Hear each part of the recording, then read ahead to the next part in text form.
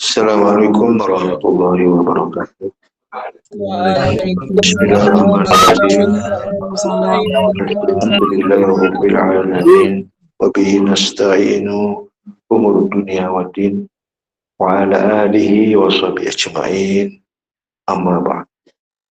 Kepada Bapak pembina, Bapak penasehat, para badal, pengurus yayasan, Bapak pengurus perguruan, singkatnya hadir jamaah perguruan Nasabandi rahimakumullah. Syukur kita sama-sama kita panjatkan kepada Allah Subhanahu wa taala atas limpah rahmat, taufik dan hidayahnya kepada kita semua, sehingga pada kesempatan yang berbahagia yang mulia ini Allah dengan izin dan ridhonya kita dapat hadir di majelis zikir dalam keadaan sehat walafiat serta dapat melaksanakan rutinitas kita, kewajiban kita. Semoga amal ibadah kita ini senantiasa dilimpahkan rahmat dari ridhonya. Amin. Amin. Salam dan salam kita tak lupa curahkan kepada junjungan alam, junjungan Nabi besar Muhammad sallallahu alaihi wasallam. Allahumma shalli ala sayyidina Muhammad wa ala ali sayyidina Muhammad. Atas bimbingannya, syafaatnya, dan semoga kita dapat mentaatinya, mengikutinya secara zahir dan batin. Amin. Amin.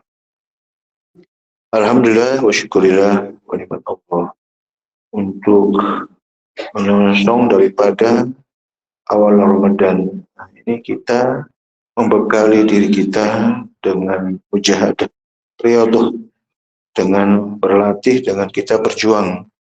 Nah, di mana puasa ini sesungguhnya adalah kita mengekang keinginan kita, kebiasaan-kebiasaan yang sehari-hari kita lakukan, tapi di saat itu kita tidak lakukan.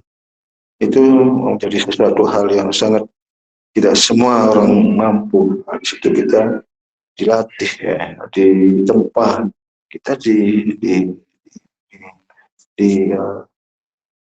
dilihat kualitas kuantitas kita selama di dalam menjalankan puasa. Itu sebabnya dengan hal zikir inilah sesungguhnya jalan kita memperoleh satu derajat keimanan ketakwaan yang baik di sisi Allah. Inilah jalan kita menjaga, memeliharanya. Lebih-lebih di puasa itu maka akan kita kenal namanya puasa khawas bil khawas, khusus bil khusus. Seperti apa dia? Itulah di dalam hari-hari kita, tiada lain yang kita lakukan adalah zikir dan zikir itu sesungguhnya. Makanya ada kita yang sudah melatih, membiasakan diri kita untuk zikir sehingga menghadapi Ramadan itu tidak terlalu berat, tidak terlalu sulit kan seperti itu. Karena kita sudah melatih seusulnya. Tapi kalau tidak, kalau tiba-tiba kan agak sedikit melelahkan. Jadi sebabnya sejauh sebelum-sebelumnya kita dibimbing, diberi contoh oleh Nabi bagaimana puasa-puasa di nisfu Sa'ban, kemudian puasa-puasa sunnah, puasa-puasa yang yang sifatnya yang seperti Nabi Daud dan sebagainya. Itu adalah sebagai sebuah tempaan-tempaan sesungguhnya. Kalau di perguruan kita ini adalah riadoh, ya adanya riadohnya, ada mujahadah. Itu di dalam kita bermusyahadah. Itu mulai syir, mulai jahar, bahkan ada yang kita kita bangun di situ adalah tafakurnya di situ ya. Kemudian kita ada suluk dan halwa dan sebagainya. Itu semua itu ada berkaitan tentang kerohanian semuanya. Karena kerohanian ini kan labil dia cepat terganggu, cepat terbolak-balik dia. Itulah sebabnya harus dibentengi dia, dikawal dia, harus dijaga dia. Itu sesungguhnya bahwa rohani ini cepat terbelokkan. Ya keyakinannya, keimanannya, bayangkan tak? Ya malamnya beriman, ya siangnya sudah bisa kafir. Ya siangnya kafir, malamnya sudah bisa. Bayangkan tak? Kenapa bisa seperti itu? Itulah sebabnya. Iman sangat-sangat, ya. Makanya sebagaimana Rasulullah SAW, yang aku takutkan kepada umatku adalah lemah keyakinannya. Lemah keyakinannya itu disebabkan oleh dua hal. Perkara adalah mereka lupa lupa kepada Allah. Mereka tinggalkan zikir. Kedua, mereka bergaul dengan orang yang tidak sependapat dengannya. Nah, itu berbahaya. Kalau bergaul dengan tidak sependapat itu lama-lama kan kita terbelokkan ya. Kalau kita bisa ikutkan dia ya masih mendingan, tapi kalau kita malah terikutkan sama mereka, bayangkan, nah itulah kelemahan daripada keimanan itu. Itu sebabnya di dalam kita, di dalam tabligh ya, menyampaikan keilmuan ini kan banyak bantahan-bantahannya kan, banyak dikatakan amalan-amalan yang sesat, amalan bid'ah ada sebagainya. Karena ini sesuatu bukan hal yang umum sifatnya, bukan perkara-perkara yang dilakukan oleh kebanyakan orang. Ini adalah perkara yang khusus sesungguhnya, dan khusus ini tidak semua orang dapatkan dan temukan. Jangankan sekarang di zaman Nabi saja orang nggak semua dapat, nggak semua lakukan. Bayangkan, enggak. Apakah yang khusus ini sehingga dikatakan bid'ah? Karena ketidaktahuannya mereka. Maka ada sesuatu yang terrahasia yang Allah rahasiakan, yang Allah sembunyikan di situ, maka dikatakan ilmu rahasia. Ilmu yang tersembunyi di situ. Tapi disitulah keistimewaannya sebenarnya di balik yang jahil ini. Nah, disitulah ada keistimewaannya di dalam yang rahasia. Itulah yang disampaikan oleh Nabi itu. Ada keutamaan kalian itu bukan karena banyaknya sholat, bukan banyaknya puasa, bukan karena banyaknya haji, bukan banyaknya wirid, tetapi sesuatu yang rahasia yang ada di dalam dada. Bayangkan enggak? Nah, apakah hanya dalilnya aja terhadap sesuatu yang rahasia yang ada di situ.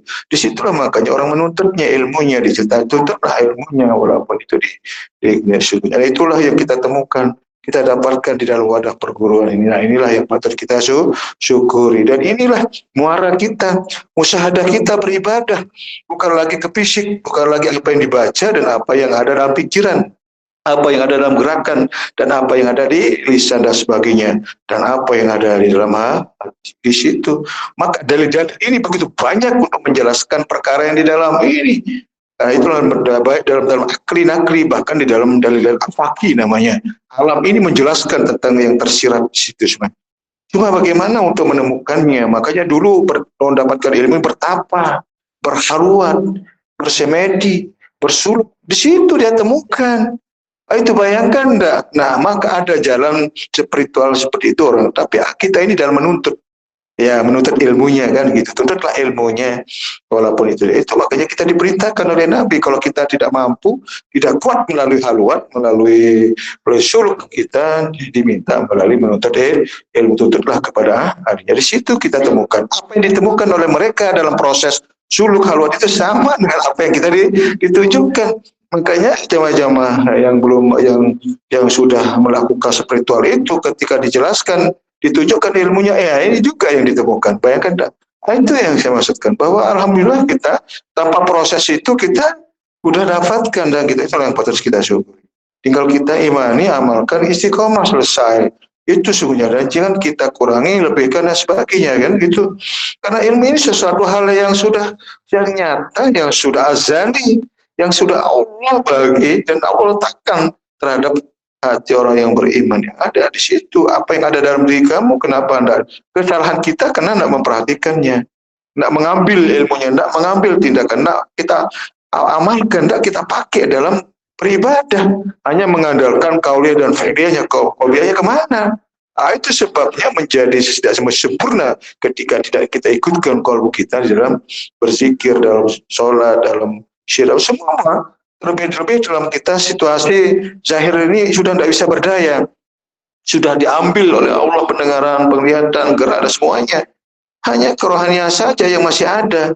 Itu pun kalau kita paham bagaimana kita menghidupkan rohani, dengan apa rohani itu bisa hidup, apa yang membuat dia aman dan nyaman, apa jaminannya, kan itu sungguhnya sangat berat proses itu. Ketika mereka kembali ke Allah, mereka nggak tertib paham, maka lahirlah namanya toreko. Toreko ini membicarakan tentang tata cara, tentang bagaimana mereka berproses untuk menuju kepada Allah sungguhnya, dengan berbagai toreko yang muncul. Tapi di antara tata cara yang ada, kira-kira mana yang paling meyakinkan untuk bisa nyampe kepada tujuan kita kan? Di Qorobi. Nah, ada melalui wasilah, guru, ada wasilah amalan, ada wasilah berbagai macam wasilah-wasilah yang mereka ditawarkan. Kan gitu. Ada beberapa renungan-renungan, pemahaman dalil-dalil, ada sebuah jalan mengosongkan diri, keberadaan kita berada pada tempat yang kosong, berbagai macam teori-teori seperti itu. Bayangkan dan ya, antara semua yang kita pelajari, yang kita terus kita perhatikan itu masih terlalu jauh sesungguhnya, masih terlalu jauh. Nah, itulah yang saya katakan bahwa kita tidak mempelajari apa yang mereka sampaikan, kita mengintip-ngintip sebenarnya. Kita melihat-lihat, terus kita perhatikan kemana sih mereka memahami tentang tauhid ini, kemana sih penjelasan mereka. Karena ketika kita mengawali saja tidak melalui dengan pengenalan ismu zat itu kemana mereka bawa pikiran-pikiran yang ada dalam Al-Quran dan hadis ini, kan berat itu. Sedangkan Allah sendiri menyatakan dirinya dalam, kalau belum kamu sampai ke aku, maka lazimkan dulu kepada nama. Nah, sementara kita tidak melalui proses itu, bayangkan enggak, bagaimana ke Allah yang sejatinya, kan sangat sulit sekali sebenarnya. Ya. Nah, itulah sebabnya mereka banyak yang blank, yang error di situ. Ketika keinginan mereka bermusyahadah, ketika keinginan mereka untuk mendalami tauhid mereka, jika mereka tidak ketemu, nah itulah yang membuat mereka sangat berbahaya sekali, sehingga mereka banyak yang error, banyak orang yang linglung di situ ya, tidak ketemu jawabannya, apa yang mereka inginkan, mereka tidak mendapatkan jawaban yang sebenar. Itu sebabnya melalui bimbingan, melalui petunjuk ini sangat luar biasa, kita syukuri. Dan itu salah satu proses perjalanan rohani yang paling meyakinkan, paling memberi kepastian terhadap perjalanan rohani itu untuk menuju kepada liqa rabbi. Itu sebenarnya ya. Jadi kita tidak ada lagi hal-hal yang harus kita ragukan, yang kita harus bantah dan sebagainya. Tinggal kita tunduk saja. Tinggal kita istiqomah di situ selesai. Dan prosesi daripada beberapa jamaah kita yang sudah ya meninggalkan alam panah ini, alam dunia ini kan luar biasa. Pesan-pesan mereka begitu tenang, begitu halus, luar biasa di situ. Apakah kita tidak iri? Apakah kita tidak mau seperti apa yang mereka lakukan? Nah, itulah sungguhnya itu membuktikan sebuah pesan-pesan yang hak, yang murni daripada ilmu petunjuk sendiri. Ya, bukan ingin-inginnya dia, maunya dia, kan memang sejatinya seperti itu ya. Al-haqqu min rabbika fala takuna minal muntarin. Karena yang hak itu adalah dari Allah, milik Allah, dan jangan kamu ragu tentang hak itu. Tinggal tunduk wajud, waqatar, tunduk dan dekatkan diri. Ya itu ya. Jadi sekali lagi bahwa menyongsong Ramadan ini kita lebih kita prioritaskan kepada syirik kita ya. Yang lebih prioritas kita kepada zikir apa yang kira-kira yang mampu kita lakukan, silakan.